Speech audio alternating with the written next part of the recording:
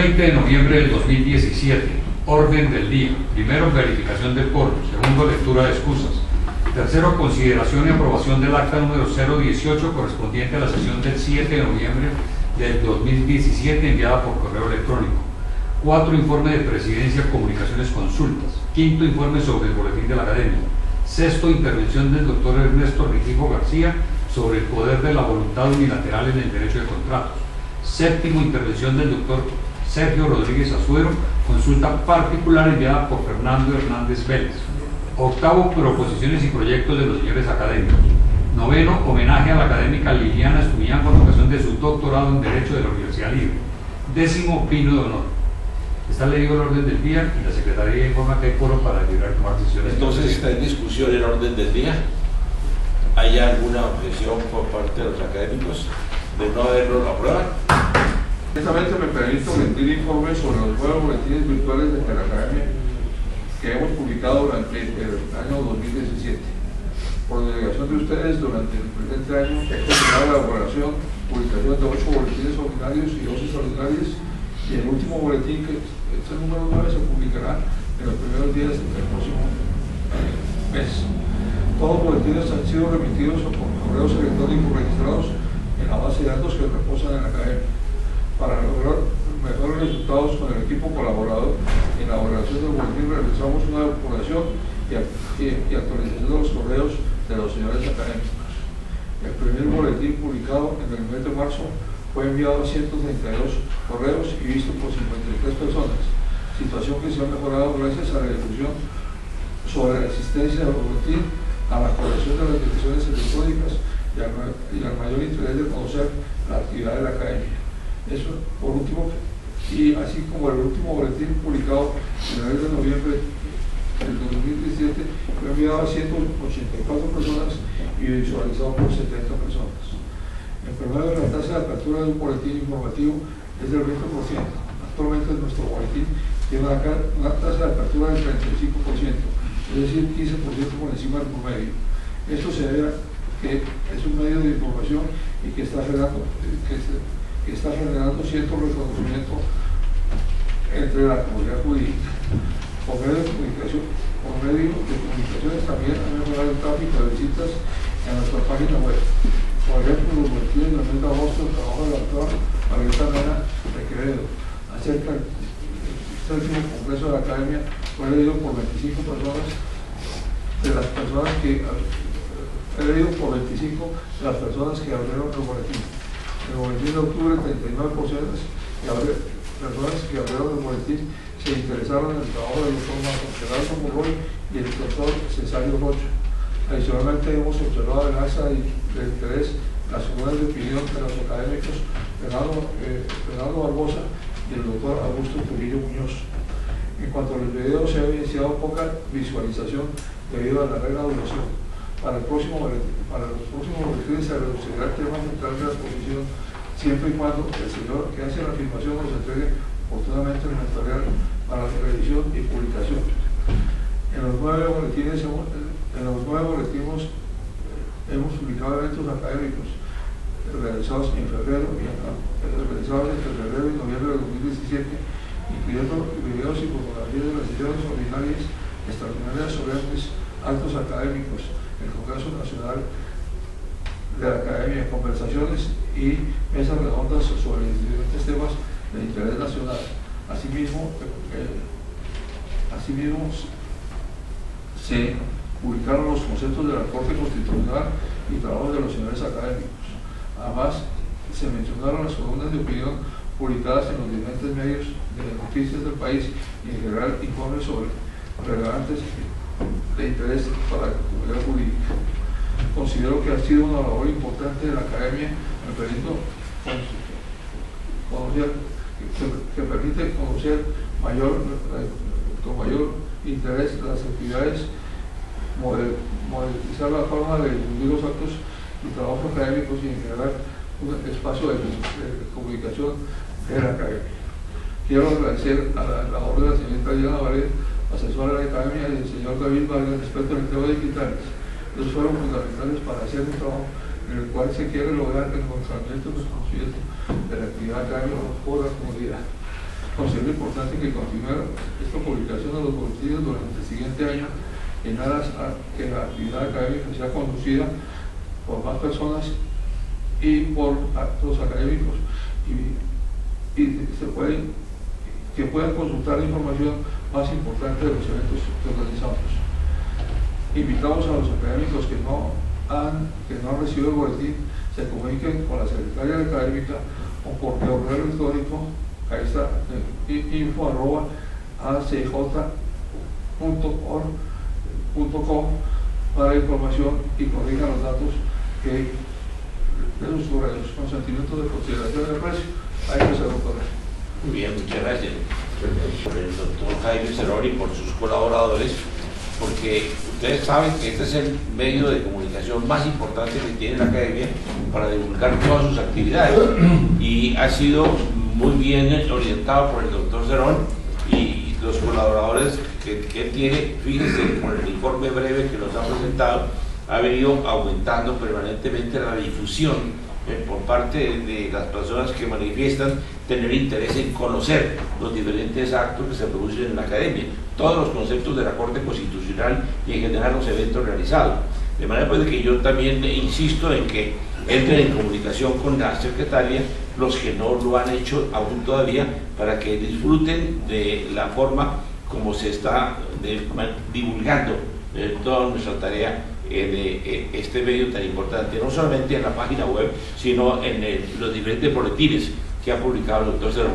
Yo quiero que le demos por lo menos un aplauso al doctor. Muchas gracias. Seguimos con el orden del día. Sexto, intervención del doctor Ernesto Rengifo García sobre el poder de la voluntad unilateral del derecho de contrato. Bueno, entonces, gracias, presidente de la Academia, por la invitación. Voy a hacer referencia a 4 manifestaciones del poder de la voluntad unilateral en el derecho de contratos, y tomo como base para ello la reciente reforma al Código Civil francés en el título de obligaciones y contratos. Es la primera modificación que tiene el Código Civil francés de 1804 en ese título de obligaciones y contratos. Entonces, haré referencia a eso y por supuesto descender el discurso a nuestra realidad. Esa reforma se aprobó en febrero del año 2016 y está vigente desde el 1 de octubre del mismo año, de 2016. Es decir, vamos a celebrar casi un año de la vigencia, digamos, de esa gran expresión cultural de la cultura y el derecho francés. Entonces comienzo. Hasta hace pocas décadas se hablaba de la muerte del contrato y del agotamiento de su teoría general. Para muchos ya todo estaba dicho. ¿Qué más se podía decir después de la discusión sobre las condiciones generales de la contratación y de la modificación de la teoría clásica del contrato, sobre todo por la influencia y desarrollo del derecho del consumo? Muy poco se afirmaba, quizá porque el derecho privado había llegado a tener otra clase de preocupaciones. Sin embargo, a raíz de la presencia cada vez más frecuente de facultades unilaterales en la contratación moderna, surgió esta interesante discusión acerca de la aceptabilidad y conformidad de ellas con el ordenamiento. La fuerza obligatoria del contrato pues se deriva de nuestra famosa regla de 1602, según el cual el contrato era para las partes. Pero esa idea de la fuerza normativa y su intangibilidad se fundamenta en 3 ideas principales. La primera, el respeto de la palabra dada. La segunda, la seguridad jurídica que debe imperar en el tráfico jurídico.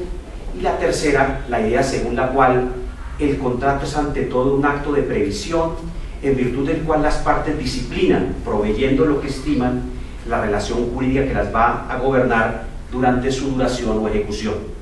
En consecuencia, un contratante no podría unilateralmente modificar lo previsto, porque esto rompería con la idea de equilibrio contractual. Si un contratante quisiese imponer una modificación del contrato, esto implicaría para el otro que sus previsiones contractuales han sido descartadas. Pero así como existe en materia de derecho público facultades unilaterales que el Estado se le impone a quien contrata con él, cada vez es más frecuente el uso de facultades unilaterales también en el derecho privado. Y entonces viene el punto. Estamos desconociendo esa fuerza normativa, esa inteligibilidad del contrato que supone o presupone un vínculo de voluntades, que es lo que origina el acuerdo. Entonces, para que veamos esa importante mutación, porque así nos lo muestra el tráfico jurídico, comencemos con la fijación unilateral del precio. El proyecto de reforma del Código Civil francés comenzó en el año 2004 y se aprobó hasta 2016. Es decir, 12 años de discusión, y el punto de la fijación unilateral del precio por una de las partes fue uno de los puntos más discutidos. Y quiero mostrarles a ustedes cómo quedó el tema de la fijación unilateral por una parte del contrato.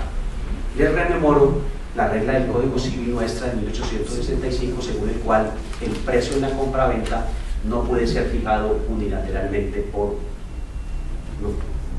una parte. Entonces, con esa ordenanza vigente, como les dije, desde el 1 de octubre del 16, el artículo 1164, comillas, dice lo siguiente: en los contratos marco se puede estipular que una de las partes fijará unilateralmente el precio. En caso de refutación, ésta deberá justificar el monto fijado. En caso de abuso en la fijación del precio, se puede demandar judicialmente la indemnización de perjuicios y, cuando sea procedente, la resolución del contrato, cierro comillas. Y la otra norma, el 1165, son las dos normas sobre fijación, dice, comillas: en los contratos de prestación de servicios, a falta de acuerdo de las partes antes de su ejecución, el precio puede ser fijado por el acreedor. En caso de refutación, esta deberá justificar el monto fijado. Si se presentara abuso en la fijación del precio, se puede demandar judicialmente la indemnización de perjuicio. Dense cuenta cuántos contratos de ejecución contratos de prestación de servicios se ejecutan sin haberse fijado previamente el precio. ¿Sí? Al doctor Sotomonte lo llama un cliente y le dice: necesito un concepto sobre el trámite de liquidación en la superintendencia. Él hace un concepto y después manda su factura. Previamente no se discutió el precio, se ejecuta el contrato. Entonces se cuenta que es cada vez más frecuente la presencia de contratos en donde no se fija el precio, y sin embargo nadie dice que no hay contrato, hay contrato. Entonces esa posibilidad normativa la consagra el Código Civil francés, en el sentido de que puede haber un contrato marco, como en esos contratos de distribución, o un contrato de prestación de servicios en donde puede no existir el precio. Entonces, si bien el artículo 1164 retomó la jurisprudencia francesa de 1995, dos precedentes que no es el caso mencionar, lo cierto es que en su contenido se aprecia la vigencia del principio de la determinación del objeto como requisito de validez de los contratos. La Corte de Casación consideró que dicho principio podía dejar de aplicarse en aquellas situaciones contractuales especificadas en la norma. La determinación del objeto se encuentra establecida en el artículo 1163, norma según la cual, comillas, la obligación tiene por objeto una prestación presente o futura. Esta debe ser posible, determinado o determinable. La prestación es determinable cuando puede deducirse del contrato o por referencia a los usos y relaciones anteriores de las partes, sin que un nuevo acuerdo entre las partes sea necesario, cierro comillas. Ahora, de la lectura de estas disposiciones se puede inferir que el artículo 1163 que les acabo de leer sigue vigente para los contratos marco, en los cuales deberá estipularse que el precio será determinado por alguna de las partes. De lo contrario, la indeterminación en el objeto conduciría a la nulidad del contrato. El régimen jurídico anterior a esta reforma estaba impregnada de una visión mucho más liberal, por cuanto no se delimitaba el ámbito contractual en el que la fijación unilateral del precio era admitida. Es decir, en esas dos decisiones de la Corte de Casación de 1995, la Corte había dicho que el tema de la fijación unilateral podía existir en cualquier contrato. Lo que hizo la reforma fue precisarla únicamente para contratos marco, contratos de distribución y para contratos de prestación de servicios. Ello se debía a que la exigencia de la determinación del objeto no era predicable del precio, sino respecto de la finalidad del contrato. Se señala que, dice algún comentarista de la Reforma, la antigua ley era más liberal y ello en razón a que el requisito de determinación no era aplicable al precio y el campo de fijación unilateral del precio era variado y amplio. Sin embargo, el artículo 1165, al regular la fijación unilateral del precio en los contratos de prestación de servicios, contempló la posibilidad de que se celebre un contrato sin que se haya acordado la forma como se determinará su precio. En cuanto a la motivación o la justificación del precio establecido por una de las partes, la norma establece que ella solo será necesaria ante una situación de rechazo del precio. No obstante, la doctrina ha indicado que para evitar que el juez deduzca un posible abuso del derecho es recomendable que se produzca la justificación de manera previa a la celebración del contrato y que no se espere el rechazo por la otra parte del monto estipulado. Es decir, lo que hizo esta reforma fue en últimas desjudicializar mucho conflicto y dejarle a las partes la solución del mismo. En este caso, des en cuenta que una parte puede fijar el precio y que el conflicto surgiría cuando el precio es excesivo o abusivo y la otra parte le dice: justifíqueme, dígame cuál es el motivo por el cual usted me le está colocando este precio a este servicio o a este producto. Ese es un poquito un tema de eficiencia del contrato, porque se ha considerado que judicializar el derecho de contratos es ineficiente por el altísimo costo que implica. Entonces dejémosle a las partes la forma, la manera como resuelve el litigio. Esta norma está acorde con los poderes que usualmente el derecho francés le ha otorgado al juez. Este, en efecto, no es sino un rectificador u orientador del contrato, pero no su arquitecto. El juez no puede ser un arquitecto del contrato, no es sino un rectificador de los daños, y esta es una idea recurrente de la Corte de Casación francesa. Esta misma lógica se halla plasmada en el artículo 1165. Nótese cómo la norma no inviste al juez de facultades para la determinación del precio. Ellas se hallan radicadas solo en el acreedor. El juez aparece solo en los casos en los cuales se compruebe que existe un abuso por parte del acreedor en su misión de fijar el precio. La reforma del Código Civil traduce pues un unilateralismo reforzado que a la vez permite alcanzar cierta desjudicialización del derecho de contratos. Dice el profesor Gestá, comillas, las razones de esta innovación no son fáciles de adivinar. Puede que nos hallemos ante una huella del movimiento más amplio del unilateralismo, que alimenta además el objetivo de desjudiciar el derecho de los contratos. Al entregarle el poder del juez al acreedor, permite que se eviten los procesos judiciales. Ahora bien, el fundamento de la regla de la determinación es reprochar una eventual conducta caprichosa o antojadiza que lleve a desplazar las legítimas expectativas del otro sujeto contractual, propiciando el rompimiento del equilibrio contractual, pero no proscribir la alternativa de la fijación unilateral del precio, sino supeditarla a un control ex post por la autoridad judicial. Eso en cuanto al tema del precio.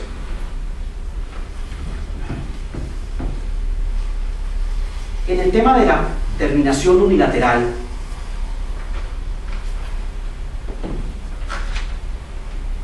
en términos generales se puede decir que la resolución es la destrucción de un contrato por incumplimiento de las obligaciones, y en términos específicos es el efecto producido por el incumplimiento de las obligaciones contraídas o por el cumplimiento de la condición resolutoria tácita de que habla el renombrado artículo 1546 de nuestro Código Civil. En fin, la resolución judicial del contrato supone el incumplimiento contractual.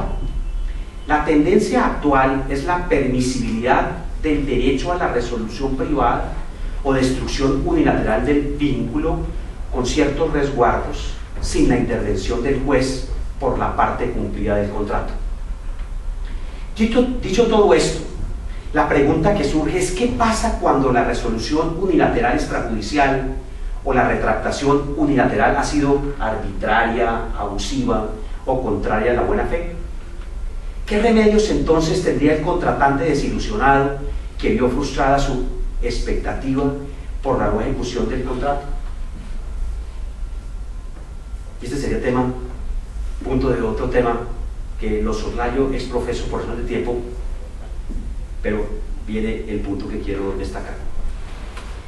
El derecho a la resolución, como todos los derechos, tiene límites y no escapa al poder del control del juez, eso sí, eventual y ex post, sobre el cumplimiento de sus exigencias, si infringió o no la buena fe, o mejor, si su ejercicio significó un abuso del derecho. Pero lo que sí es evidente en la contratación moderna es que quid unilateral dit injuste no es necesariamente cierto, y aquello que es unilateral no es necesariamente injusto, por cuanto la buena fe como norma de conducta se pone frente al unilateralismo que pretende expresar solo la lógica desleal del más fuerte. De acuerdo con la buena fe, con la lealtad que se deben las partes entre sí, si por ejemplo a una de ellas no se le permitiera poner fin al contrato por un incumplimiento sin importancia de la obligación. Se sabe que tanto la buena fe como el abuso del derecho suelen ser considerados instrumentos equivalentes para sancionar conductas arbitrarias y constituyen medios de control al ejercicio de facultades unilaterales. Pero la tendencia es, repito, la cláusula que permite la resolución unilateral sin necesidad de ocurrir al juez. Y si se ocurre al juez, pues es porque la parte afectada no ha estado de acuerdo con la motivación, la justificación de la terminación. Bueno, los resguardos es la notificación previa y, por supuesto, la justificación de por qué se está unilateralmente terminando el contrato. Vamos ahora a la ejecución forzosa del contrato para que veamos la penetración de análisis o de eficiencia del contrato en el derecho francés, que despunta o resulta llamativo. Incumplido un contrato, el acreedor insatisfecho puede dirigirse al juez y reclamar la obligación in natura o el superado pecuniario, y en ambos casos indemnización de perjuicios. Pues bien, el hecho de que la parte cumplidora tenga su discreción o arbitrio, esa es la nota del 1540, dice el acreedor a su arbitrio podrá escoger hora la ejecución tal como se convino, o el subrogado pecuniario a su arbitrio, es lo que puede dar lugar a un ejercicio de esa facultad unilateral que tiene el acreedor de escoger una o la otra. En ocasiones, la ejecución in natura de la prestación es imposible y su reclamo judicial ante el incumplimiento resulta abusivo. Por ello, el juez, dentro de sus poderes de control, con base en la teoría del abuso, podría ordenar que en esos casos opere el subrogado o equivalente pecuniario de la prestación original. La parte acreedora bien puede incurrir en abuso al optar por la ejecución de un contrato que perdió su razón de ser y la utilidad que las partes previnieron al celebrarlo, como también al pedir la ejecución in natura cuando ésta no se compadece con la utilidad del contrato, como cuando, perdidas las instalaciones arrendadas, el arrendatario exige su reconstrucción, y que el juez habrá de apreciar esa actitud para frenar el exceso, enderezar las cosas y eventualmente condenar a la indemnización que corresponda. Pues bien, el derecho francés modificó las disposiciones relacionadas con la ejecución forzosa del contrato, y frente al incumplimiento contractual, miren ustedes todas las posibilidades que plantea en la norma 1217. Dice: la parte respecto de la cual se ha incumplido la obligación o se ha cumplido de forma imperfecta puede. Nosotros tenemos solo dos, ¿no? Como la peña del Código Civil francés. Entonces se incrementan a 5. Dice: negarse a ejecutar o suspender la ejecución de su propia obligación. 2. Buscar la ejecución forzosa in natura de la obligación. 3. Solicitar la reducción del precio. 4. Provocar la resolución del contrato. 5. Demandar la reparación de las consecuencias de la inejecución. Y sigue la norma: las sanciones que no son incompatibles se pueden acumular la indemnización de perjuicios siempre puede acompañar a las demás, cierro comillas. Pura introducción de la economía en este tema. Y el 1221 señala: después de la Constitución en mora, el acreedor de una obligación puede exigir la ejecución forzosa a menos que esta ejecución sea imposible o que exista una desproporción manifiesta entre su costo para el deudor y el interés que implica para el acreedor. Cierro comillas. En el derecho galo, la regla ha sido la ejecución in natura, y cuando ésta resulta imposible, opera el subrogado pecuniario. Esto aparece recogido en el nuevo artículo 1221, es decir, la ejecución in natura de la obligación, y aplica el equivalente pecuniario cuando. O sea que la solución es siempre la ejecución in natura, y aplica el equivalente cuando: 1, la ejecución es imposible, o ante una nueva hipótesis normativa; 2, que exista una desproporción manifiesta entre su costo para el deudor y el interés que implica para el acreedor, cierro comillas. Más allá de si el juez puede intervenir en el contenido económico del acuerdo, porque la idea es que el juez no podía intervenir en el contenido económico, que son las partes, porque el arquitecto del contrato son las partes. Aquí le están dando la posibilidad al juez que se introduzca en la arquitectura del negocio. Conviene destacar, cierro el paréntesis, que el abuso del derecho opera como instrumento de control ante la exigencia de lo imposible o de lo desproporcionado. Si el acreedor solicita la ejecución específica de la obligación y lo hace por capricho o para perjudicar al deudor, sin obtener con ello un beneficio real, el juez lo puede privar del ejercicio de esa prerrogativa y ordenar en cambio la terminación del contrato y la indemnización de perjuicios. Es decir, que la insistencia en el débito primario o ejecución específica de la obligación como primera opción que tiene el acreedor en los contratos en los países de tradición romanista, europea, francesa, vale en tanto y en cuanto ese débito sea posible ejecutarlo y el acreedor mantenga un interés serio y real en que se ejecute. Si no hay un interés serio y razonable, habría un abuso del derecho que el juez deberá estar presto a reprimirlo. Si el contrato ha perdido la utilidad o la finalidad por la cual se configuró, resultaría irrazonable o desproporcionado insistir en su ejecución. ¿Y por qué despunta relevante esta regla? La Corte, en una sentencia del año 2003, sostuvo que el acreedor estaba en todo su derecho de pedir lo uno o lo otro porque no había prohibición legal al respecto. Sin embargo, en una sentencia posterior, esa sentencia era de 1998, esa posición vino a morigerarla la Corte en una sentencia del 2003, en donde la Corte esbozó la teoría del abuso como control a esa posibilidad de pedir al arbitrio el cumplimiento o la resolución del contrato. En la hora actual, la relevancia de la situación planteada se ha diluido por dos circunstancias. Uno, por la posibilidad de que el acreedor formule dentro de un mismo proceso pretensiones principales y subsidiarias y dentro de estas incluir la resolución o terminación del contrato. Y dos, por la posibilidad de un acreedor con los debidos resguardos de resolver unilateralmente el contrato sin necesidad de sentencia judicial que así lo disponga. Y finalmente, para mí, una de las más grandes, digamos, transformaciones conceptuales jurídicas que tiene la reciente reforma es el reconocimiento de la teoría de la imprevisión. Ustedes recordarán que el derecho francés era particularmente insular, aislacionista frente a todas las experiencias jurídicas que conforman la Unión Europea y el mundo occidental, en el sentido que no reconocían la imprevisión, porque para ellos, como dice el profesor Gestá, el contrato es fundamentalmente un acto de previsión. Pues bien, la ordenanza reconoce la teoría de la imprevisión, pero con cierto recato, como paso a explicarles. Entonces se termina, es el mayor, para muchos expertos es el mayor cambio que tiene esa modificación. Con ocasión de esta reforma se reconoce ese artículo, que es el artículo 1195, que me parece que estamos en hora de hacer esa reflexión en nuestro derecho colombiano, porque aquí se creía que cuando Francia estornudaba, América Latina se acatarraba.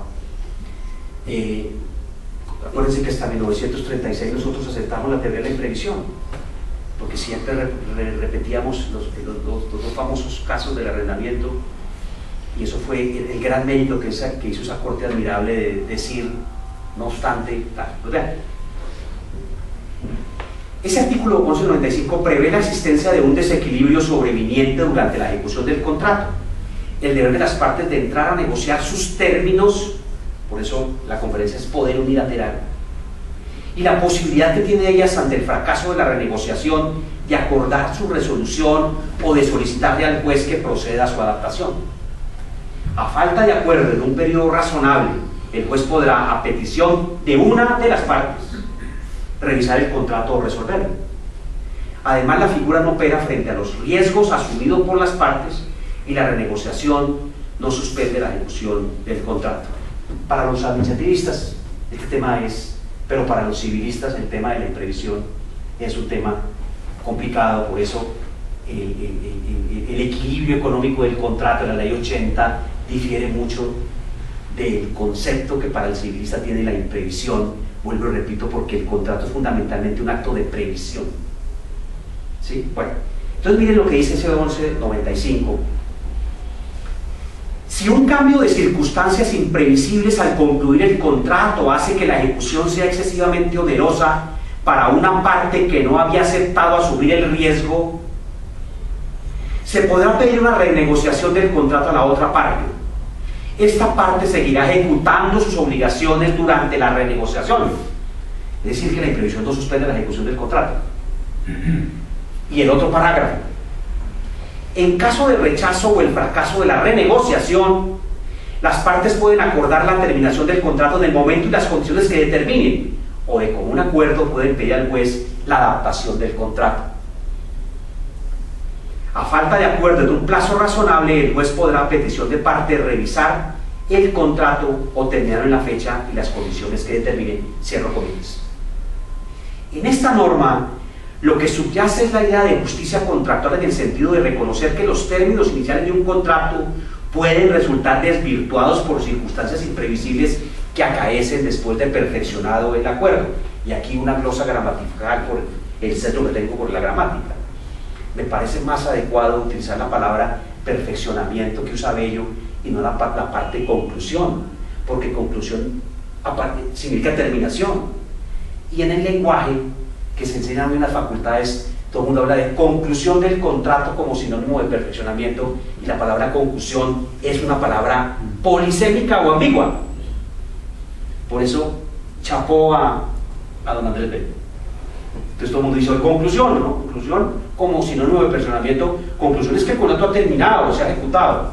No perfeccionamiento, pero no importa. Escúchenme esa notica.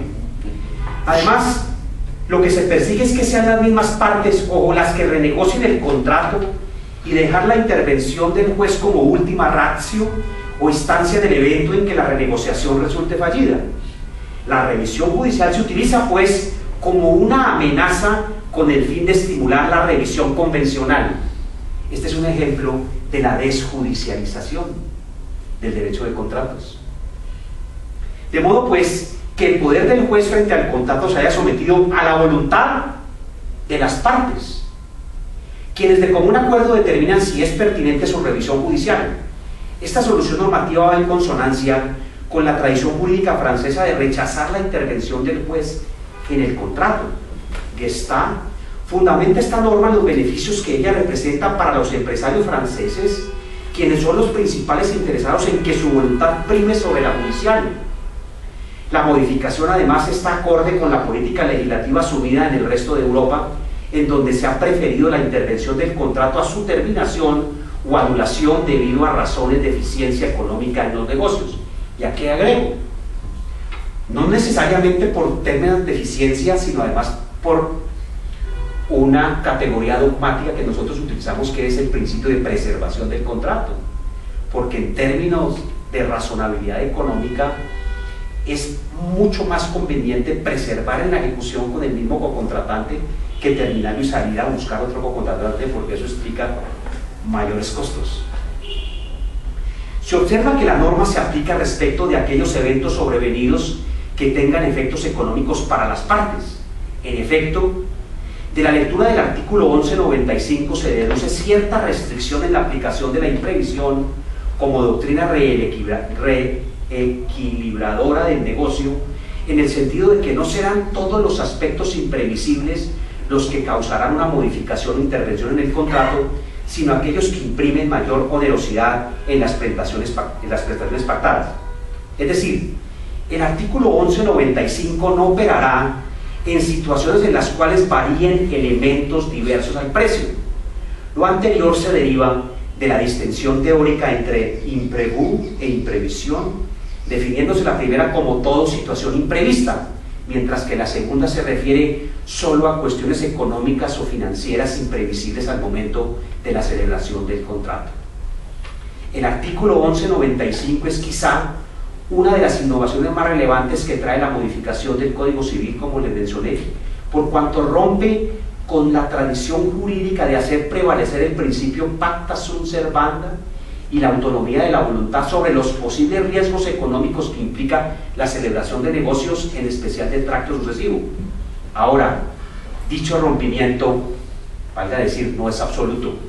El legislador lo conserva, solo que prevé la posibilidad de intervenir el contrato en casos verdaderamente de excesiva onerosidad. Pero la novedad reside precisamente en la noción de excesiva onerosidad, que usted sabe que nosotros la tomamos del Código Civil italiano. Ese artículo 868 es una copia de, ¿sí?, la prestación excesivamente onerosa. Pues el derecho francés la toma, excesiva onerosidad, la cual solo hasta ahora aparece consagrada. En Francia, por muchos años se analizó la imposibilidad sobrevenida bajo el concepto de la fuerza mayor, y en algunos casos aislados se admitió la exoneración del deudor cuando su cumplimiento se debiera a causas irresistibles e imprevisibles. Asimismo, hubo precedentes jurisprudenciales en los que se admitió la inclusión de la cláusula rebus sic stantibus, es decir, aquella que permite la modificación del contrato por las partes en situaciones no previstas en él. Ahora bien, esta evolución hacia un aparente reconocimiento de la teoría de la imprevisión fue fallida por cuanto en 1876 la Corte de Casación francesa impuso su rechazo absoluto. Esa era la tendencia. Como se sabe, en el caso Canal de Craponne, esa Corte negó la reorientación sobrevenida del contrato. En esta sentencia se admitió la posibilidad de pactar la cláusula rebus sic stantibus por considerar que no le correspondía a los jueces alterar, suprimir o sustituir las cláusulas acordadas por las partes, y además la fuerza del contenido contractual era inmodificable e inalterable. Así, desde aquella fecha, el respeto a la palabra y el rito de la autonomía de la voluntad imperaron incluso en aquellas épocas en donde la alteración económica del contrato era más que justificada, como en periodos de guerras y catástrofes humanitarias. Ahora, sin perjuicio de lo anterior, ha de resaltarse que previo a esta modificación legislativa hubo decisiones aisladas, pocas, en las que las Cortes acogieron soluciones un tanto salomónicas. Así, respetuosas del pacta sunt servanda y de autonomía de la voluntad, se negaron a modificar e intervenir el contrato, pero condenaron al acreedor por haber causado la ruina del deudor al haberse negado a revisar el contrato, y otras en las que los jueces aceptaron la aplicación de la teoría de la imprevisión en contratos de arrendamiento en los cuales se comprobase que el mantenimiento del bien se había hecho insostenible por el carácter irrisorio del canon de arrendamiento. Es de anotar que en esta última solución la ratio de la decisión no fue el equilibrio contractual, sino la protección de los propietarios. Es decir, como una protección tuitiva a la parte débil, pero no aceptar la figura de la imprevisión. Lo cierto es, con eso termino, que los alcances de la teoría de la imprevisión acogida en el artículo 1195 se encuentran condicionados a la voluntad de las partes, quienes serán las únicas habilitadas para decidir sobre el destino del contrato. Así las cosas, el poder del juez frente al contrato se encuentra sometido a la voluntad de ellas, quienes de común acuerdo determinan la procedencia o no de su revisión judicial. Esto, como se dijo, está en consonancia con la tradición jurídica francesa, según la cual sin importar la circunstancia, el contrato debería conservarse inalterable. Además, con el reconocimiento de la imprevisión, queda relativizada aquella fuerza perpetua que era atribuida a los contratos, permitiendo elementos moderadores en pro no solo del equilibrio contractual, sino de la desjudicialización de los conflictos.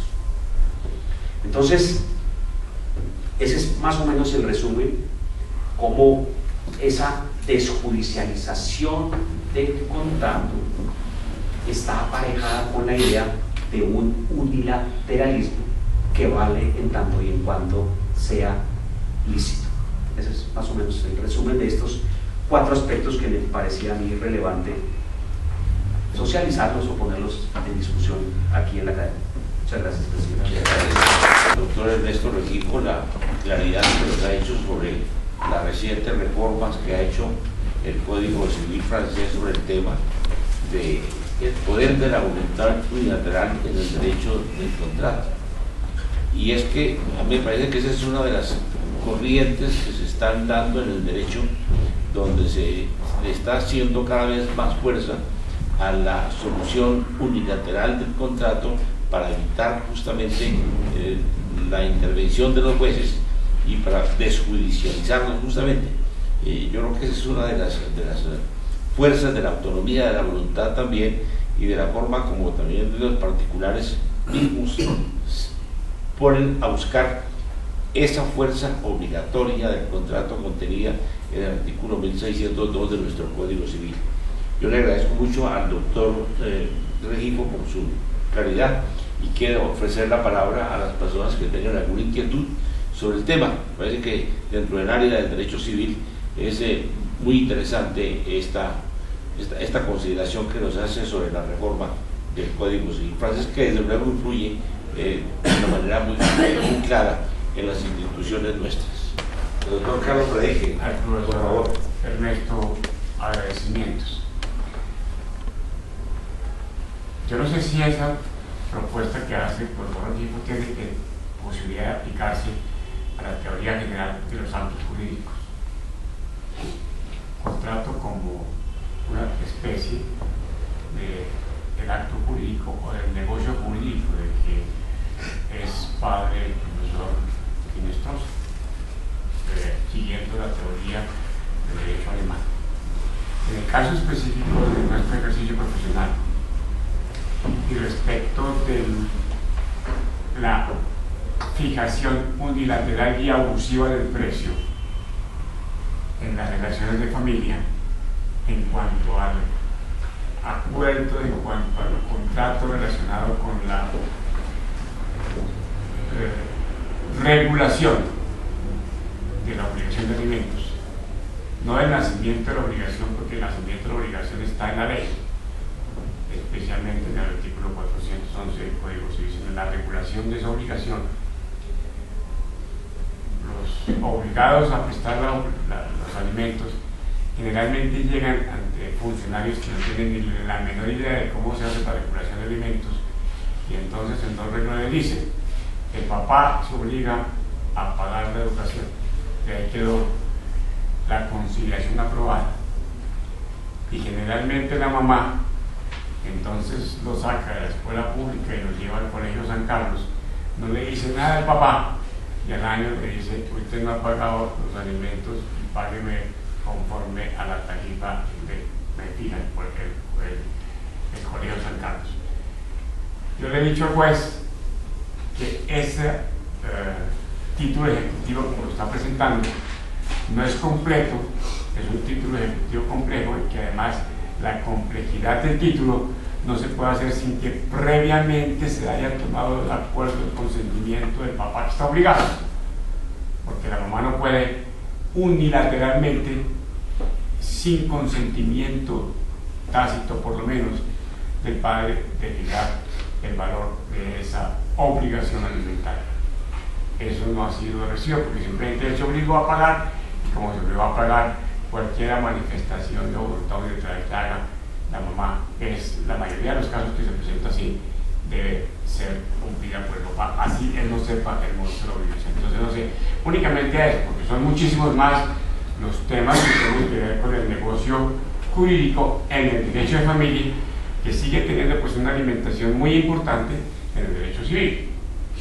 Cuando uno habla del derecho de familia, cree que solamente es matrimonio, divorcio, liquidación de social, patrimonial y sucesión, y sucede que el espectro del derecho de familia tiene que ver, o más bien toma en todas las demás ramas del derecho tiene aplicación.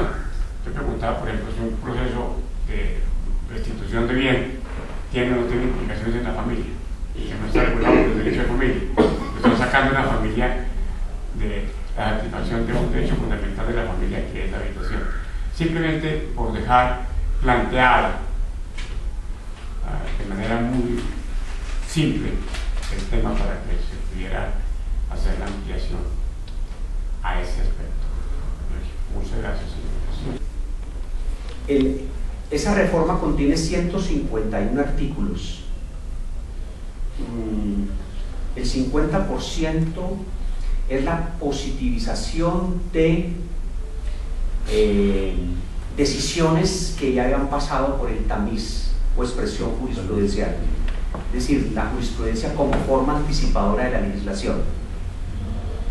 Pero llama la atención que se incluye también el tema de las cláusulas abusivas. Entonces, al incluir ese capítulo de cláusulas abusivas dentro del Código Civil,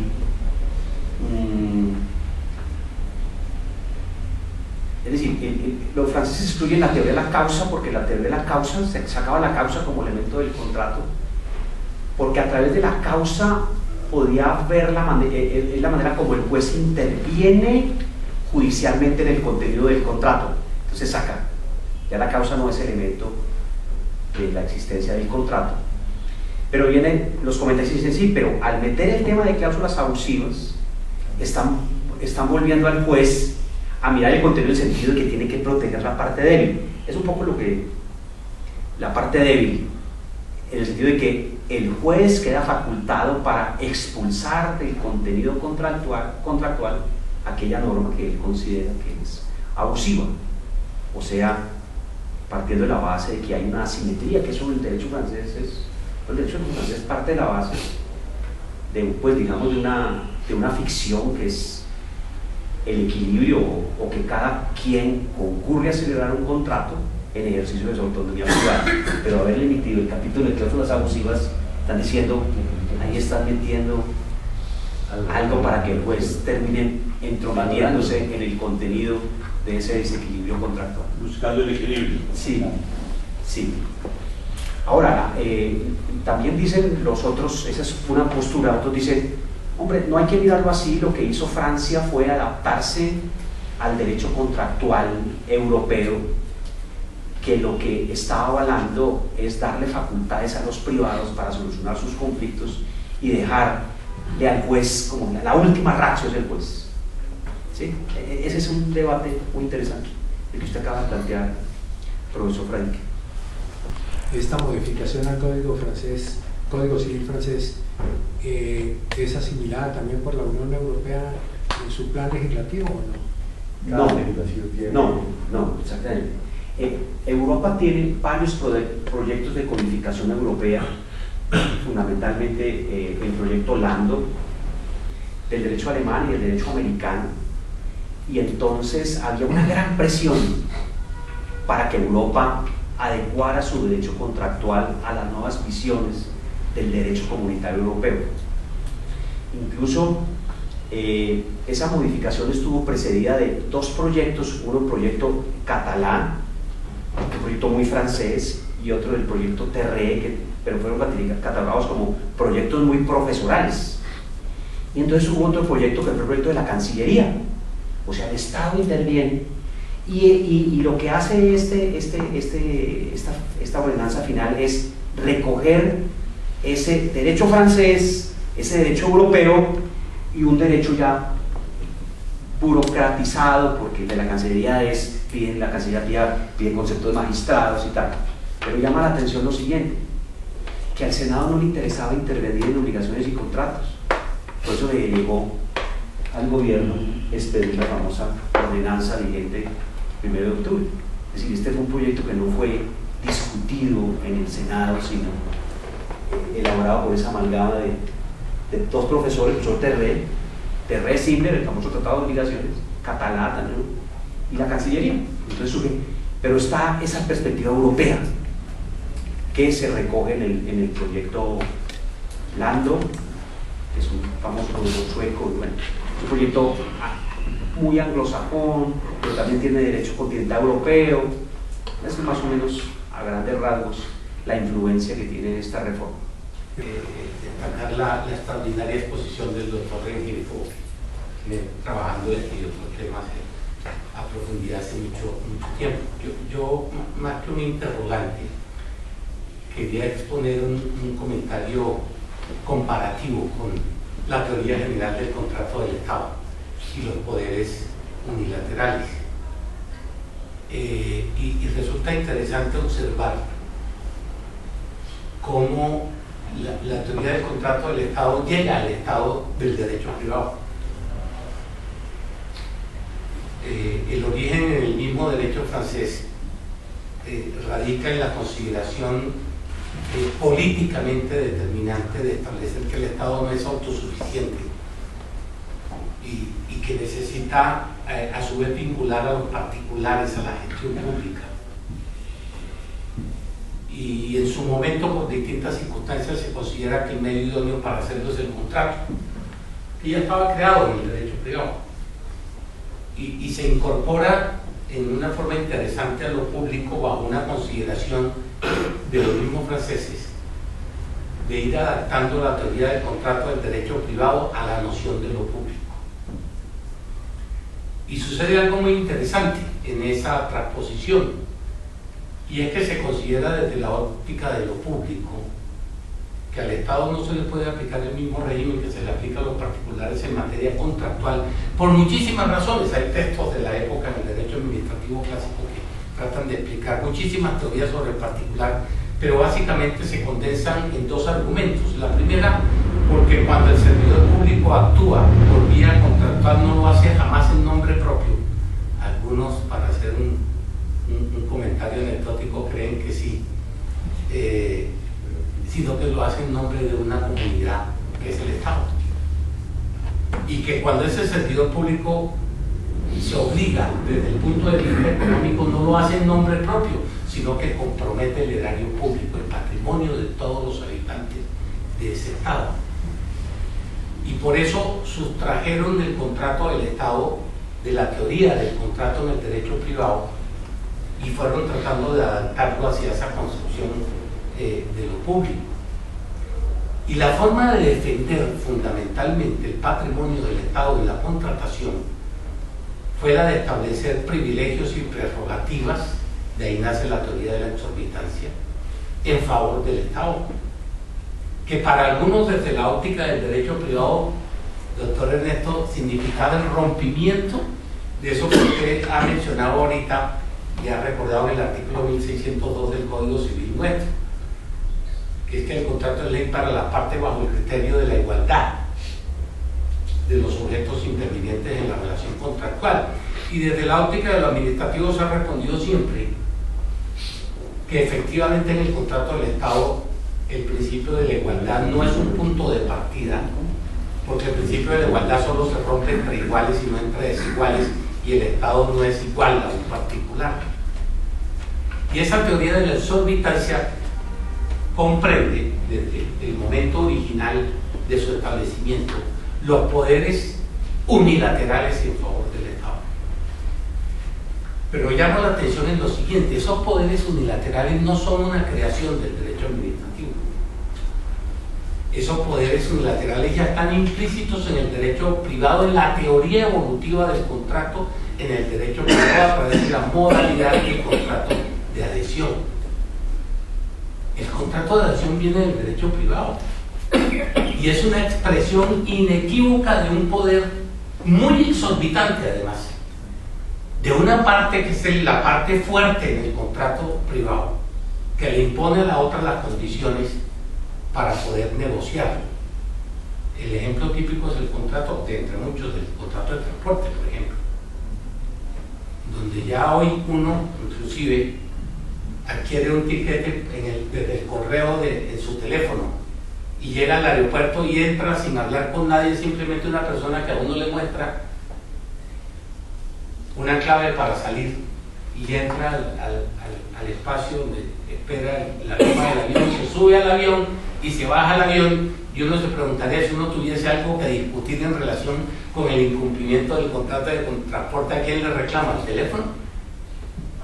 Es un poder exorbitante de una de las partes, de carácter unilateral. Entonces es importante observar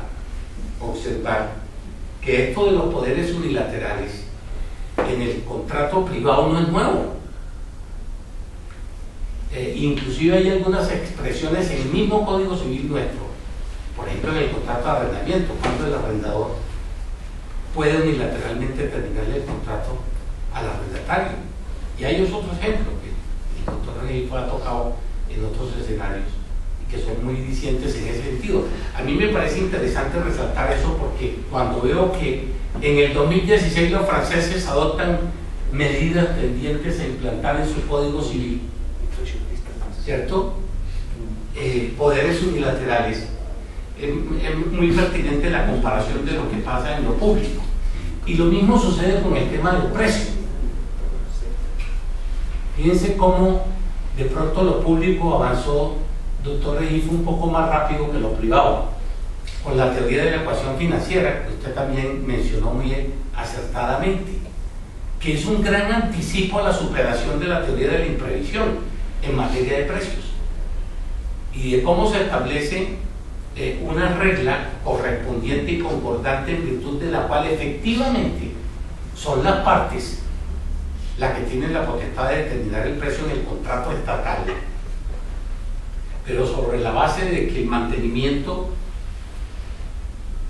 de ese convenio económico que hay en todo contrato se mantenga sin perjuicio de que a partir de esa consideración se admita la posibilidad que durante la ejecución del contrato pueden surgir situaciones que lo alteren o lo afecten.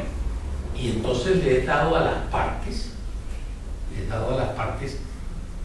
y particularmente a quien resulte afectada con esas nuevas situaciones, reclamar de la otra el volver a la situación inicialmente sin necesidad de la intervención del juez.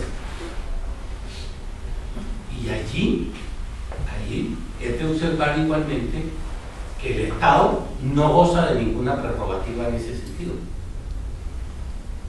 bajo la consideración supuesta de que si no se logra un acuerdo en ese orden, finalmente sí será el juez el que corresponda determinar si se mantiene o no se mantiene el precio inicialmente acordado entre las partes. De tal manera que quería traer a colación este comentario, repito, reafirmando la extraordinaria exposición del doctor Regifo, que ilustra mucho y que seguramente hacia lo público estas reformas en el Código Civil francés van a ser muy ilustrativas para tomarlas como referentes hacia una permanente adecuación y adaptación de la legislación en el contrato estatal con respecto a lo que sucede en el derecho privado. Muchas gracias. Él como antiestilista decirle que las facultades unilaterales no son patrimonio del derecho público. Eso está muy bien. Segundo, cuando uno saca una entidad del Estado, de la ley 80, y la pone a actuar dentro del derecho privado, pues tiene que darle también a la entidad estatal las famosas cláusulas de escape, determinar unilateralmente el contrato. Entonces eso es lo que ha pasado con Ecopetrol. Ecopetrol es una sociedad de economía mixta que contrata bajo las leyes del derecho privado. Y Ecopetrol, como muchas otras entidades, tiene facultad de determinar unilateralmente el contrato actuando como exorbitancia, claro, unilateralmente como los privados. Los privados siempre cuadran la cosa de escape porque ¿qué tal como en los matrimonios? ¿Qué tal que no funcione? ¿Cierto? Los cuentos de la luz. El libro sin función. No. Sí.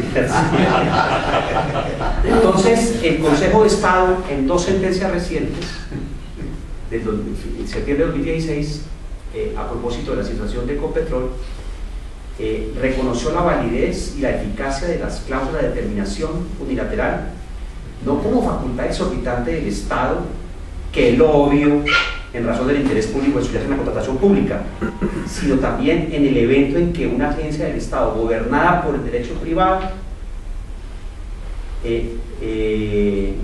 como lo puede ser una empresa industrial y comercial del Estado o una sociedad de economía mixta, la predispone en un contrato que la vincula con un particular en el desarrollo de una actividad mercantil. Entonces ya hay dos sentencias en ese sentido, como puede ser el doctor Santofil, ¿cierto? Sí, Una de sí. septiembre y la última Así es. que la vi publicada en Jurisprudencia Doctrina del 19 de julio de 2017. Entonces, interesante, ¿no? Muy bien. Un aporte desde el punto de vista del derecho laboral sobre el tema, naturalmente.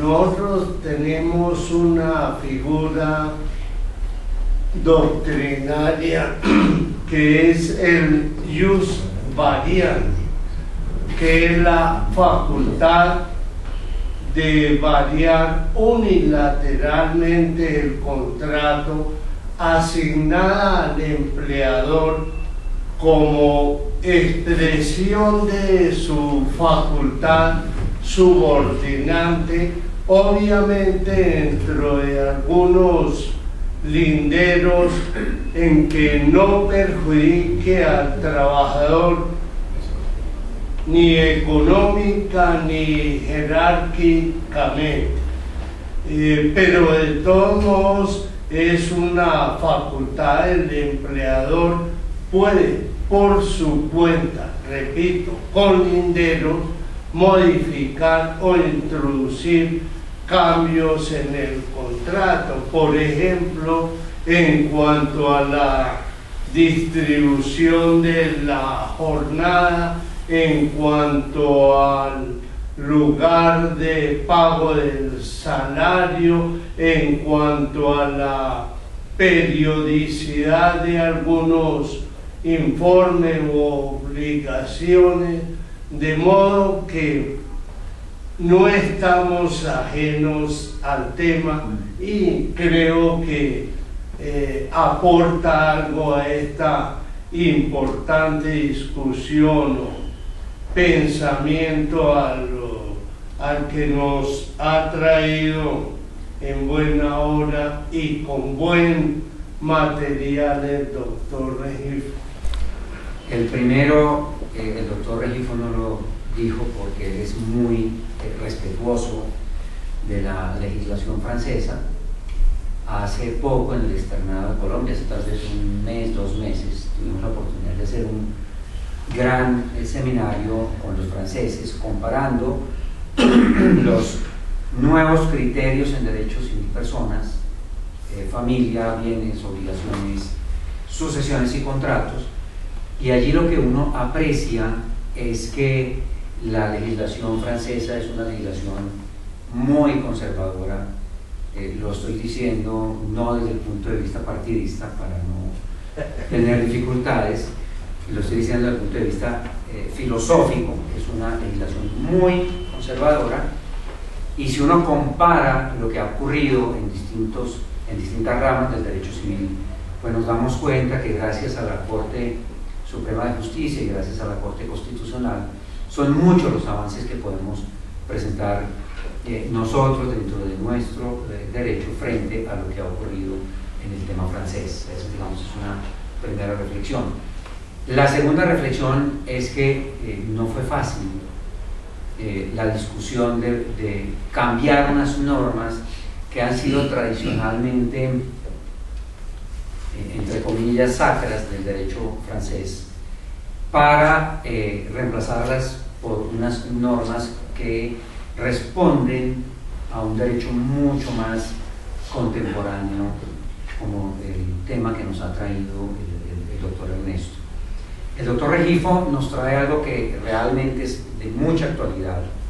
Yo creo que van a pasar muchos años y muchas décadas de reflexión frente al derecho francés hecha por los propios franceses sobre unos cambios que van a tener que cambiar la cultura misma y la perspectiva misma del derecho de las obligaciones y el derecho de los contratos. De ahí la importancia de la presentación que nos acaba de hacer el doctor Regifo. Estas son normas que apenas tienen un año de vigencia y que apenas se están estrenando en el mundo del derecho francés. Muy gracias. Muchas gracias, muy amable. Presidente, yo lamentablemente perdí buena parte de la exposición del doctor Regifo, pero lo que escuché fue suficientemente interesante, importante para decirle que me pareció espléndida. Y en primer lugar, lo que quisiera saber es si podemos tener acceso. A mí me gustaría mucho mirarla y revisarla con mucho cuidado, porque es un tema que, pues por varias razones, me es de mucho interés. Y mientras usted conversaba, yo pensaba precisamente en aquellos casos que son cada día más corrientes entre nosotros, en donde una compañía del Estado y un particular celebran contratos que están sujetos al derecho privado, derecho civil o comercial, bien por efecto de la norma expresa que hay en la ley 80, o bien porque exista una ley en particular que así lo disponga, como es el caso hoy en día específicamente de Ecopetrol, después de la ley 1118 del 2006, cuando se transformó la naturaleza jurídica de empresa industrial y comercial del Estado a sociedad de economía mixta. A raíz de lo que de la intervención muy brillante también del doctor Rafael, yo creo que algunas de las inquietudes que se me estaban ocurriendo mientras usted hacía su excelente presentación se me fueron aclarando, pero simplemente yo diría lo siguiente, es que en el caso de Ecopetrol, todo esto hay que remontarlo al momento en donde hay un gran cambio entre nosotros y se adopta una política de abandonar los contratos de concesión petrolera por allá en los años 70 y darle a Ecopetrol una facultad exclusiva para adelantar actividades de exploración y explotación de hidrocarburos a través de distintos tipos de contratos, particularmente el contrato de asociación, pero otro tipo de contratos con excepción específica en la ley de los contratos de concesión, es decir, ahí se prohibieron hacia futuro los contratos de concesión. Cuando vino el decreto reglamentario, esta fue una norma del año 74, el decreto 2310 de 1974, que fue un decreto expedido en el gobierno del presidente López Miquelsen. Ustedes recordarán pues que en ejercicio de facultades especiales que tenía el gobierno del momento. Vino un decreto reglamentario del año siguiente, que si no estoy mal fue el 743, en donde se dijo que los contratos de Ecopetrol, pues que tenía la junta directiva de Ecopetrol la facultad exclusiva de diseñar, de estructurar jurídicamente los contratos que hacia futuro aplicaría la empresa, y que estos estarían sujetos al derecho privado, cosa que para mí era un poquito exótica, que en el decreto reglamentario, por no decir quizás ilegal, pero nadie se le ocurrió demandar eso, porque naturalmente era mucho más ventajoso para la eficiencia de una industria el que esté sujeto al derecho privado que al derecho público. Pero lo cierto es que fue el decreto reglamentario y, digamos, siempre estuvo parado por una presunción de legalidad que cubrió luego la ley 80, tal vez el artículo 86 de la ley 80 o 76 de la ley 80, pero lo cierto es que fue el decreto reglamentario que dijo expresamente: estarán sujetos al derecho privado excepto cuando se consagren cláusulas de caducidad en el contrato. Y de ahí para acá empieza uno a ver, cuando hace el análisis de los distintos modelos que diseñó la Junta Directiva de Ecopetrol, o aprobó la Junta Directiva de Ecopetrol, el ejercicio de las facultades pues, que les dio el decreto reglamentario que hacía previamente referencia, empieza a ver uno que como que desvirtúa o disfraza el tema de la caducidad a través de darle, con base en el principio de la autonomía de las partes y todo del derecho privado, la facultad de Ecopetrol para dar por terminado el contrato cuando daban unas ciertas causales específicas, por ejemplo, pues el cumplimiento grave, en fin, algunas que no, quizás se me escapan, pero que estaban específicamente en el contrato de asociación.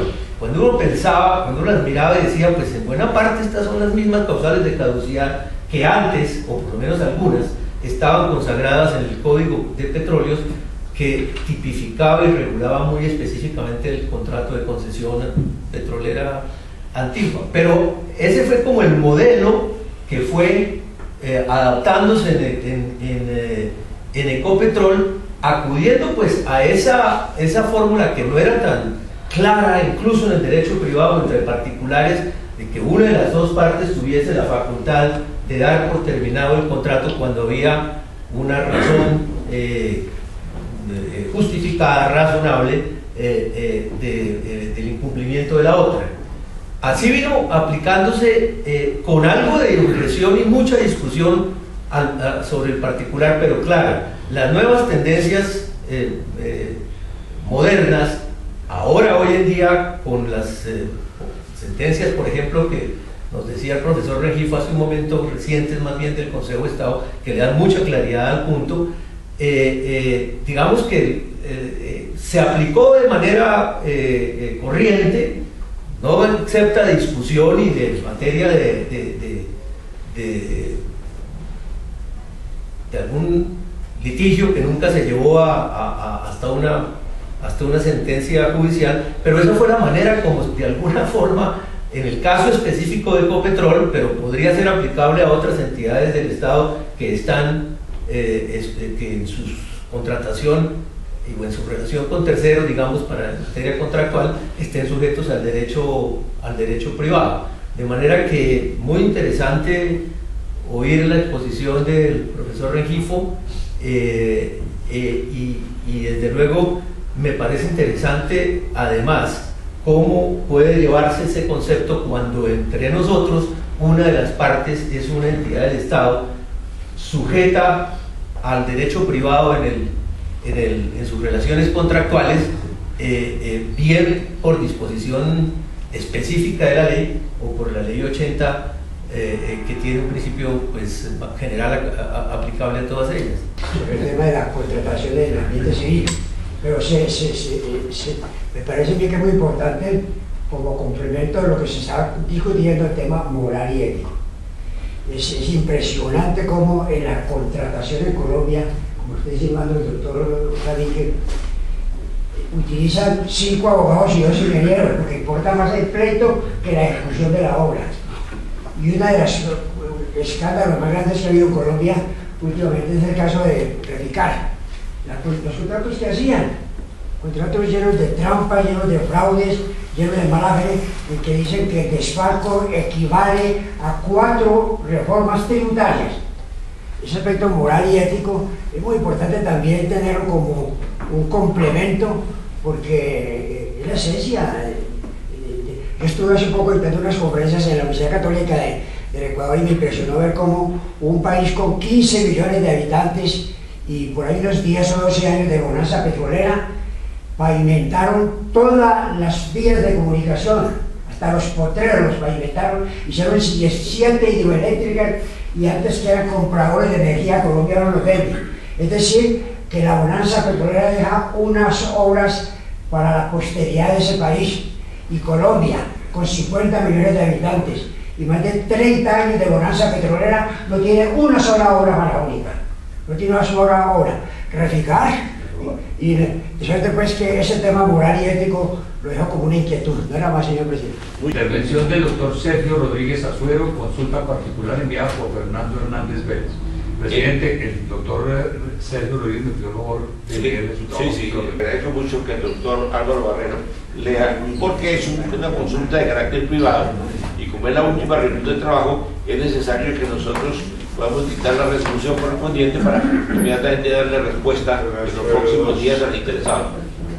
Doctor Fernando Hernández Vélez, correo electrónico, dirección calle 127 100 11B70. Solicitud de información sobre 1. Indicar si el régimen de contratación para la venta de inmuebles por parte de patrimonios autónomos constituidos para administrar los remanentes de entidades públicas del orden nacional liquidados es el derecho privado. Y 2. Si en la venta de inmuebles por parte de estos PAR se puede aplicar las disposiciones del decreto 4848 del 2007 y en especial la circular externa 04 del 2004 expedida por Fogafín. Sobre el particular se procederá a absorber los interrogantes formulados de la siguiente manera. 1. Observaciones previas en relación al rol de la fiducia mercantil en la liquidación de entidades públicas del orden nacional. El Estatuto General de Contratación Estatal, consagrado en la Ley 80 de 1993, al regular los negocios fiduciarios, posibilita a las entidades estatales la celebración de fiducias públicas y encargos fiduciarios para el desarrollo de sus actividades. Sin embargo, desnaturalizando la figura, prohíbe la celebración de todo negocio fiduciario que implique la transferencia de la propiedad de los bienes fideicomitidos y por esa vía inhibe la posibilidad de que se constituya con ellos un patrimonio autónomo. Ello significa que en principio las entidades estatales no pueden celebrar negocios de fiducia mercantil. A pesar de lo anterior, esta prohibición no puede entenderse como absoluta, como puede deducirse de la sentencia de la Corte Constitucional que se pronunció sobre la parte pertinente de la citada ley, donde quedó claro que era posible que el legislador permitiera la celebración de fiducias mercantiles en casos concretos. Y ello es obvio, pues la prohibición se relativiza si se entiende que la Ley 80 de 1993 es una ley de carácter ordinaria y por ende otras leyes semejantes tienen la aptitud de crear nuevas excepciones. Manifestación del Consejo de Estado en consulta 1423 del 2002, como en la práctica ha ocurrido en numerosas oportunidades.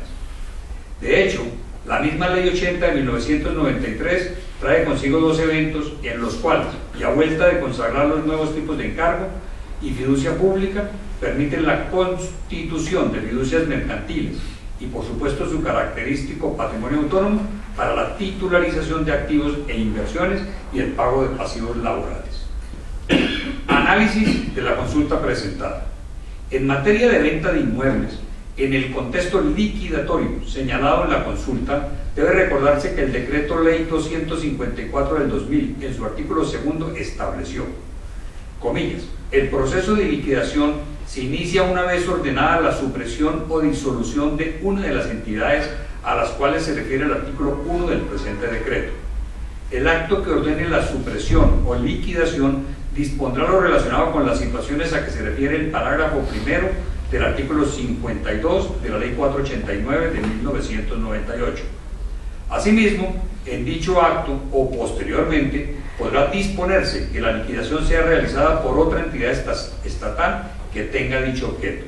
Igualmente, podrá establecerse que la liquidación se realice por una entidad fiduciaria contratada para tal fin o contratarse por una de dichas entidades la administración y enajenación de los activos.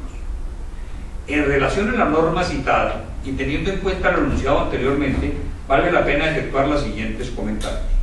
El Decreto Ley 254 del 2000 en su artículo 2 no consagra expresamente la posibilidad de celebrar contratos de fiducia mercantil para la enajenación de los remanentes de entidades públicas del orden nacional liquidadas, razón por la cual durante la vigencia de dicha norma no era posible la constitución de patrimonios autónomos para tales fines. Esto, pues dicho decreto ley solo establecía que, comillas, podrá establecerse que la liquidación se realice por una entidad fiduciaria contratada para tal fin o contratarse con una de dichas entidades la administración y enajenación de los activos, cierra comillas. Dado que la Ley 80 de 1993 prohíbe la celebración de contratos de fiducia mercantil por entidades estatales, la liquidación autorizada por el mencionado decreto ley solo podría llevarse a cabo mediante contratos de encargo fiduciario o fiducia pública y no mediante contratos de fiducia mercantil. Esta posibilidad se enmarca por lo demás dentro de las facultades que pueden desarrollar las sociedades fiduciarias que, de conformidad con lo previsto en el artículo 29 del Estatuto Orgánico del Sistema Financiero, pueden b. celebrar encargos fiduciarios que tengan por objeto la administración de bienes, cierra comillas. La posibilidad de celebrar contratos de fiducia mercantil para la liquidación de entidades públicas del orden nacional solo surge con la expedición de la Ley 1105 del 2006, que modifica el mencionado Decreto 254 del 2000, en particular sus artículos 31 y 35. El primero, modificado por el artículo primero de la ley, que, comillas, para la enajenación de sus bienes, las entidades en liquidación podrán acudir a cualquiera de los mecanismos autorizados por el derecho privado, siempre y cuando en la celebración del contrato se garantice la transparencia, la eficiencia y la selección objetiva en la forma que señala el reglamento. Y el segundo, modificado por el artículo 19 de la ley, permite que a la terminación del plazo de la liquidación el liquidador celebre contratos de fiducia mercantil con el fin de que la sociedad fiduciaria enajene los bienes recibidos y destine el producto de los mismos como allí se establece. Al efecto, dice la norma, comillas, a la terminación del plazo de la liquidación, el liquidador podrá celebrar contratos de fiducia mercantil con una entidad fiduciaria por el cual se transferirán activos de la liquidación con el fin de que la misma los enajene y destine el producto de dichos bienes a los fines que en el inciso siguiente se indique. La entidad fiduciaria contratista formará con los bienes recibidos de cada entidad en liquidación un patrimonio autónomo. Cierra comillas. La entidad financiera entonces destinará el producto de los activos que le transfiera el liquidador a pagar los activos y contingencias de la entidad en liquidación en la forma que hubiere determinado el liquidador en el contrato respectivo. Si pagadas las obligaciones a cargo de la entidad en liquidación quedara en activos o dinero en poder de la fiduciaria contratada, ésta los entregará al FOPEC o al Fondo de Reservas de Bonos Pensionales según corresponda, en la forma y oportunidad que señale el Gobierno Nacional en el decreto que ordene la liquidación o en uno que lo complemente o adicione. Pagados los pasivos o cuando los bienes entregados en fiducia sean suficientes para atenderlos, los demás activos que no hayan sido objeto de fiducia se traspasarán al Ministerio, Departamento Administrativo o entidad descentralizada que determine la ley o el acto administrativo expedido por el Gobierno Nacional. Cumplido el plazo de la liquidación, en el acta final de la liquidación por la cual se pone fin a la asistencia legal de la entidad y cuando sea del caso, se indicarán los activos que se transfieren o que se encuentran en un patrimonio autónomo de conformidad con el artículo precedente citado, así como los pasivos que se pagarán con cargo a dicho patrimonio autónomo y las obligaciones que asuman otras entidades con sujeción a lo previsto en el citado decreto. En conclusión, el contrato de fiducia mercantil para la liquidación de entidades públicas del orden nacional solo fue posible desde la expedición del citado decreto Ley 1105 del 2006. Esta modalidad de negocio fiduciario puede ser utilizada por el liquidador para la enajenación de los bienes durante el proceso. Artículo 31 del decreto 254 del 2000, reglamentado por el decreto 4848 del 2007, o una vez el plazo de la liquidación haya terminado en el artículo 35. Tercero, el régimen de contratación para la venta de inmuebles por parte de patrimonios autónomos constituidos para la administración de los remanentes de entidades públicas del orden nacional liquidados. Delimitado el rol que tiene el contrato de fiducia mercantil en la liquidación de las entidades públicas del orden nacional, se puede entrar a dilucidar el régimen aplicable a la venta de inmuebles por parte de patrimonios autónomos constituidos para la administración de los remanentes de entidades públicas del orden nacional liquidados.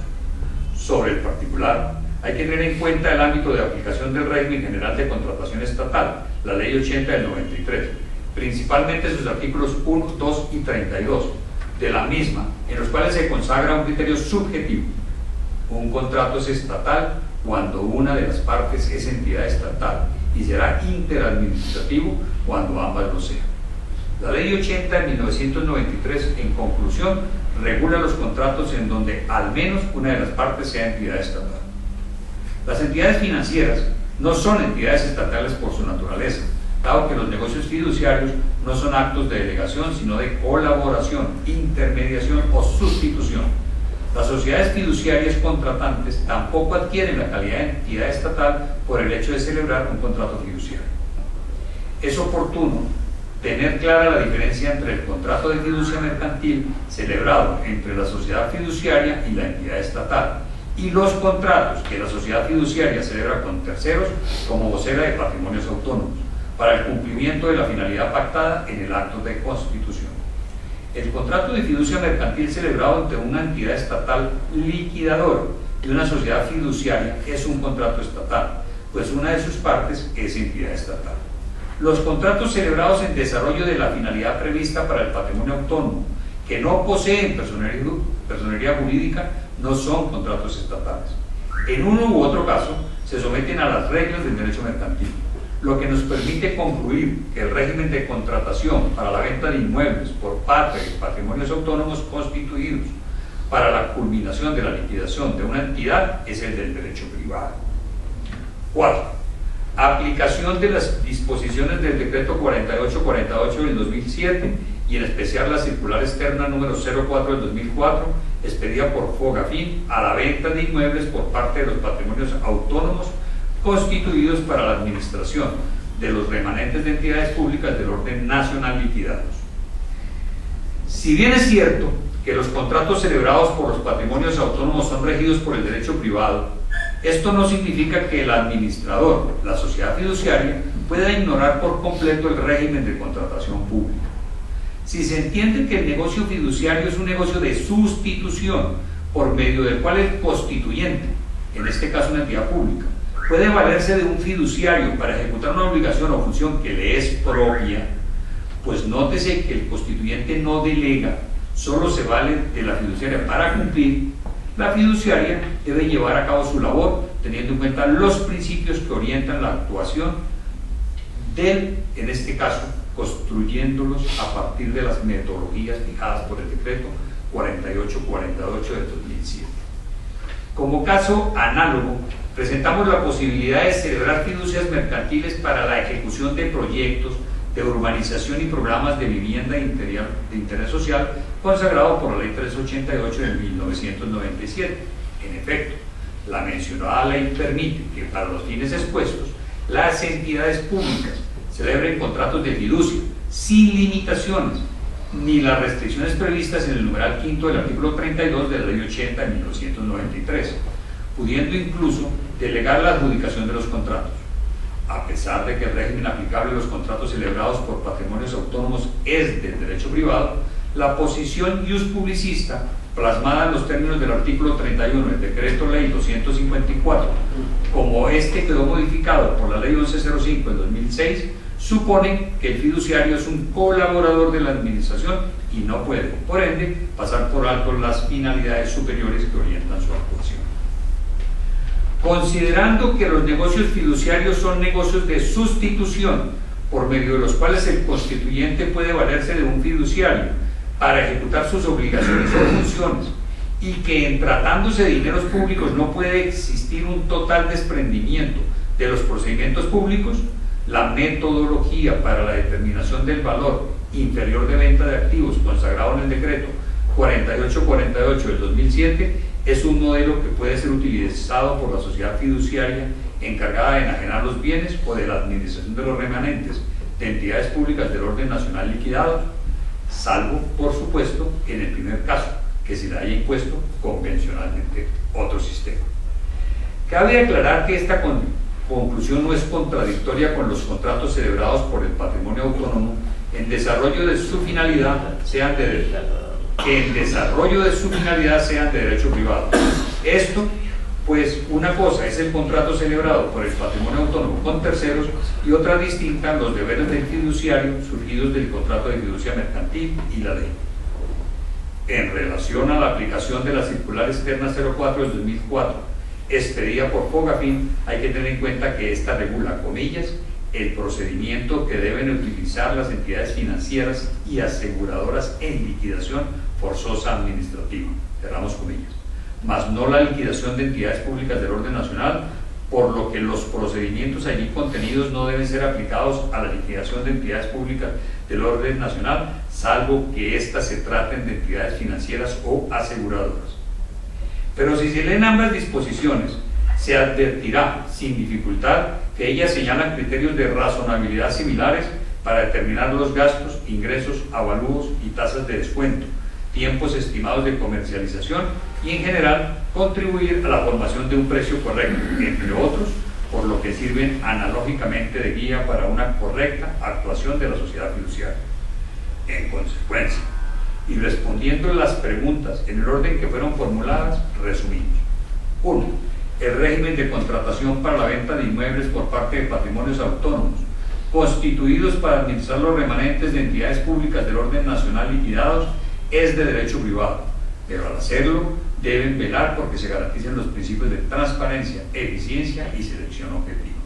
Segundo, en la venta de inmuebles por parte de estos patrimonios autónomos de remanentes, se pueden aplicar las disposiciones del decreto 4848 del 2017.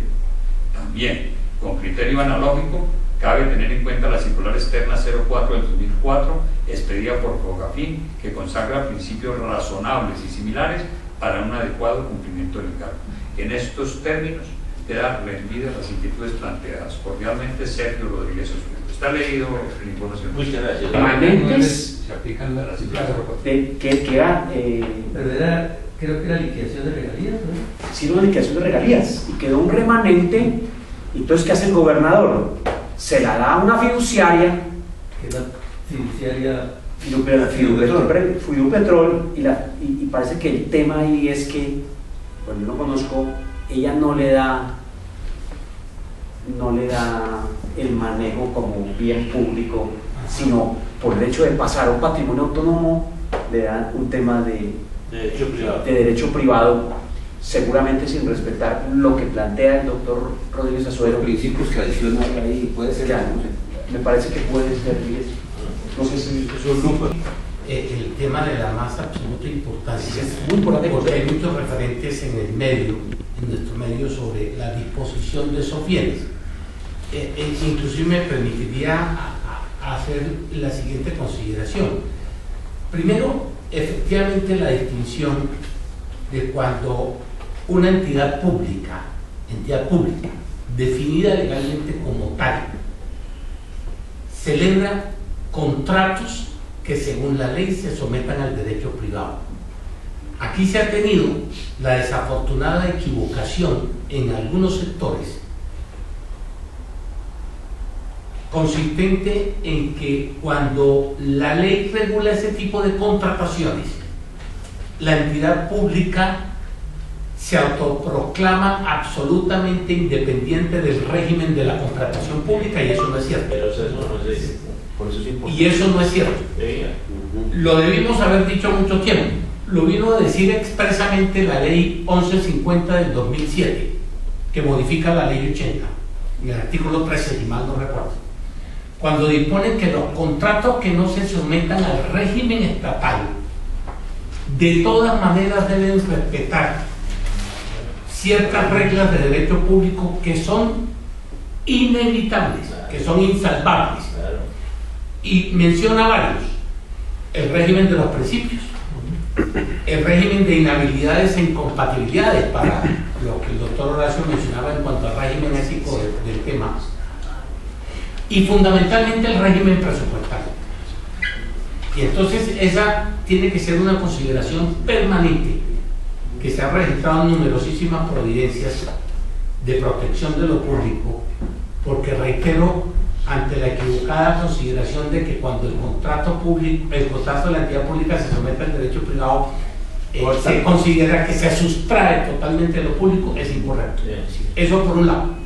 Y la otra consideración precisamente es la de este caso, y es muy atinada la consideración, por supuesto, de un experto como el doctor Sergio, en donde pone de presente, ustedes lo escucharon en varias oportunidades, que ese tipo de contrataciones por las cuales se le indaga, en donde la entidad fiduciaria va a disponer de unos bienes que son públicos, ojo con eso, bienes que son públicos, este tipo de contratos es lo que la doctrina denomina contratos de sustitución.